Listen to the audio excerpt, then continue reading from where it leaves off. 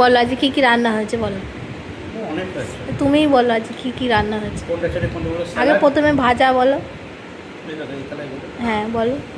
Salad, আচ্ছা। ভাত, হ্যাঁ লেবু লঙ্কা, হ্যাঁ এদিকে বেগনি, হ্যাঁ এদিকে ফ্রাইড রাইস, হ্যাঁ তারপরে এখানে আছে ভেন্ডি ভাজা, হ্যাঁ মাছের ডিমের বড়া, হ্যাঁ। আলু ভাজা, পটল ভাজা, কুমড়ো ভাজা, এখানে আবার বেগনি আছে, হুম। এদিকে হচ্ছে রুই মাছ, আলুর দম, গলদা চিংড়ি, আমের চাটনি, পায়েস, এখানে আছে পান্তুয়া, বেদের শরবত, আর এখানে আছে তরমুজ। আজকে দুপুরে খাওয়াটা কেমন হচ্ছে? আজকে যে শুভ নব বর্ষ,